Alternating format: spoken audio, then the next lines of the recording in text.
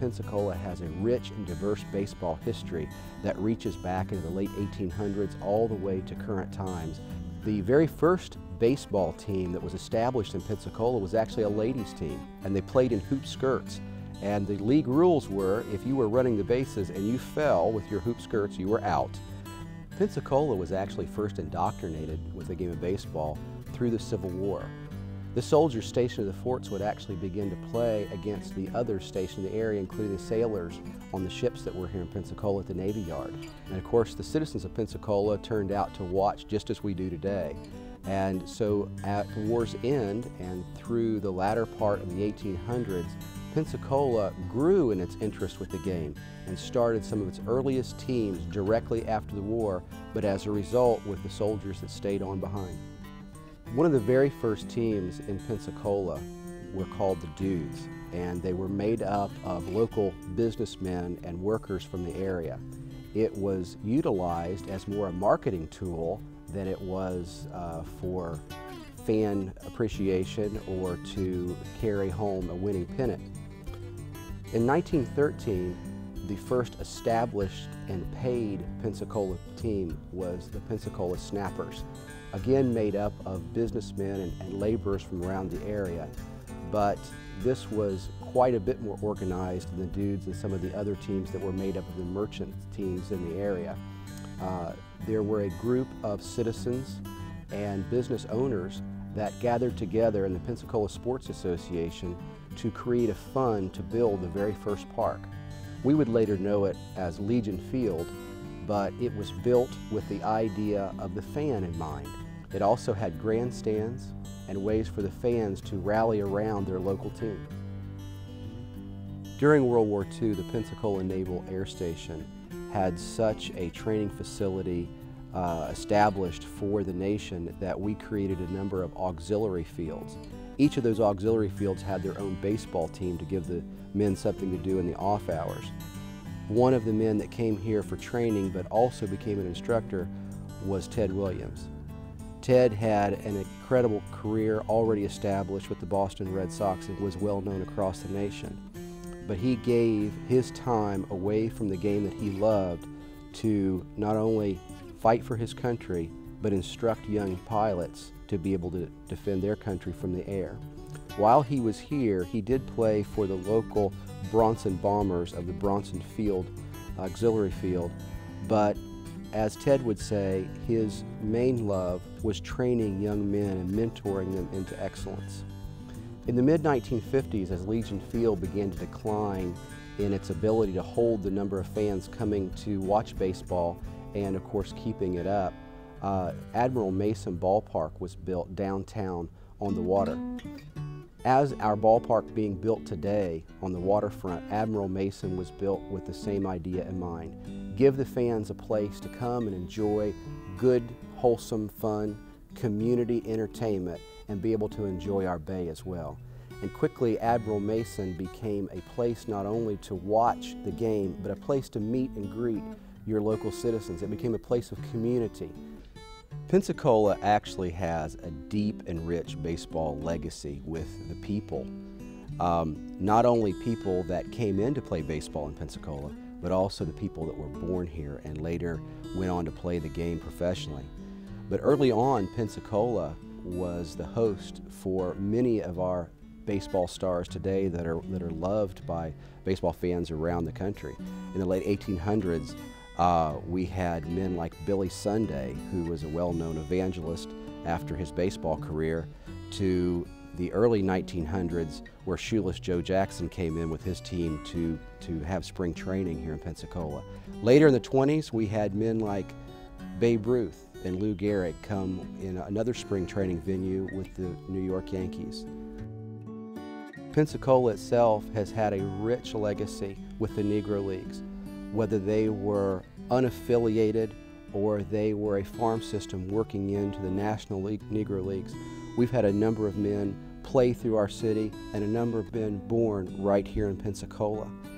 And one of the aspects of this project, not only with the book, but the documentary, is to bring to light the legacy and history of these men, the challenges that they went through to be able to play organized baseball, the limitations that they were given because of their color, but the excellence that they rose to because of their determination.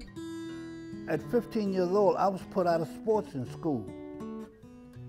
I couldn't play basketball, I couldn't play football. So the only thing I had left was baseball. So I went on through 12th grade just playing, just no sports at all, to be honest with you. No sports at all. And so I made up my mind, I asked my mother, could I go off for the team baseball? She told me yes. And the Clowns came through and I pitched against them. And they asked me would I like to travel with the Negro League. I said yes, and I asked my mother and she told me yeah. That's the beginning of my baseball career. When I played here in Pensacola, Pensacola, I don't know which come first, Port St. Joe, Panama City. We had a tour up through here. I didn't know that was a downtown here in Pensacola because we actually wasn't allowed down here. So we stayed, I couldn't tell you where we stayed at, but it was in the Black District. I would like for them to be remembered as a pioneer of baseball. That's really what it was. And just give us a chance to prove that we are as good as you are, you know. Pensacola has birthed many of its own baseball stars, whether it be Dennis Llewellyn with the Dodgers, or Travis Fryman, or Jay Bell, whether it be Mark Whitten, Kevin Soche, John Webb. The names are endless to the amount of athletes that Pensacola has given to the rest of the world. And I think it's a mark of what our history is to be in the future, that with the Pensacola Maritime Park, with the Pensacola Pelicans, we have a bright history ahead of us to bring in not only jobs, but to bring quality entertainment and the very best athletes that this country has ever seen. Many of the players that come right from our local community, like Don Sutton and Buck Showalter, have gone on to become huge stars within the national game. Buck is probably one of the most known baseball managers, coaches, and analysts in the nation today, and many of the elements of who Buck Showalter is were brought to light right here in Pensacola. Well, we used to play Babe Ruth games when I was 13, 14, 15, 16, 17, 18 at Admiral Mason Park, you know, and then they moved it over by the airport when they decided to tear it down. Why, I don't know. It was a great old ballpark. I listened to the concrete clatter of the spikes. I always thought that was the coolest sound, and I couldn't wait to wear metal spikes. But you know, I thought I was playing in the Yankee Stadium. And later on in my career, running across people who actually played in the minor leagues at Admiral Mason was pretty cool. And you know, as you get older, you look up who was Admiral Mason, who are these people that passed through there, and you realize the rich history of baseball in Pensacola. That's why I think the Pelicans are going to be so successful. There's always been a constant in the Escambia County and Pensacola area, and that's baseball. You know, there's the flux of football back and forth and basketball back and forth and what have you. Baseball's been a constant here. It's always been something that's put on a pedestal to try to be good at. The programs coming up from T-ball on up have always been very consistent. And you know, I've had the great fortune to play with so many of those guys and play against them. You know, the competition was great for me coming from a small city to be able to see that there was another world out there. There was a different type of breaking ball. There was a different foot speed. You know, I played with Hoskin Powell and at Chipola and played with J.J. Cannon and guys that people don't even probably remember that were just so far ahead of their time. Kevin Soche and Preston Hanna, and running into Don Sutton later in my career because we had that fraternity of coming from this area. You know, it was like your old long lost friends, and there was a certain pride that everybody from this area had if you were one of those guys that had that opportunity to try to carry that on. Baseball has been tied into Pensacola history from its very earliest inception in the area in the late 1800s. It has been a part of not only the citizens, but a part of the military.